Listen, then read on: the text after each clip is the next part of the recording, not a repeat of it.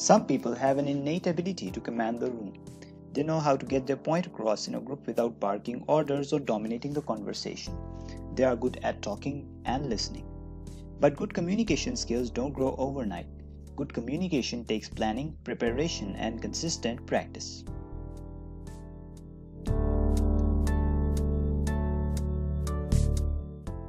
Whether you're giving a talk or participating in a group discussion, decide on one thing that will really deliver value, an actionable item that people can walk away with.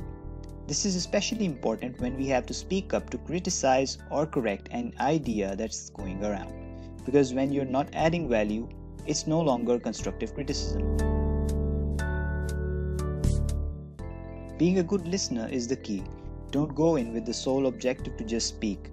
As the conversation goes on, listen and respond, incorporating your points into the response. People are more willing to listen if they believe they are being listened to. Also, the best way to ensure your voice is heard in a group is to pick your spots. This means finding a gap within the conversation to speak, no matter how many people are involved. By selecting the most opportune time to speak, you can ensure that you have the attention of the group and can get your entire message across without being interrupted.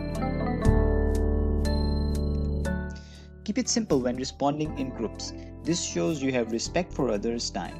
A long drawn-out answer to a question is not only inconsiderate, but you lose their interest in what you have to say. Short, snappy answers that get right to the heart of the issue will help you get your point across and be remembered in the process. Discussions can often drag on and turn circular. By stepping in and first unifying all the best thoughts, you get people to calm down.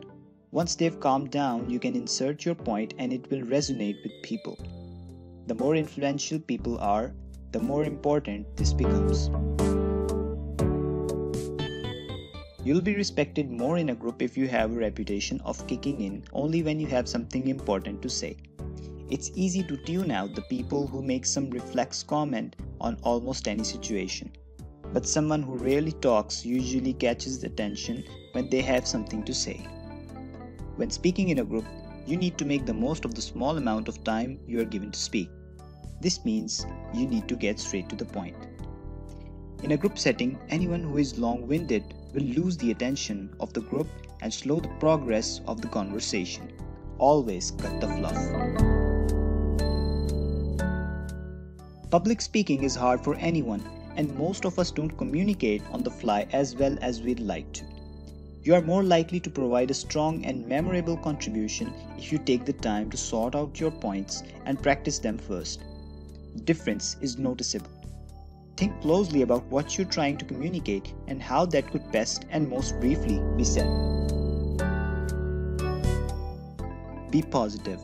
If you smile and nod along as other people speak, they will be positive about opening up and letting you speak as well. If they see that you're listening to them, but instead waiting impatiently for your turn to speak, they won't pay you any respect. It is not enough to just listen. Good leaders need to show their team they actually understood what was being shared, state your team member's idea back to them in order to validate it, and then add your own perspective for a productive discourse. People are more open to your ideas and opinions when they feel as if theirs were honored.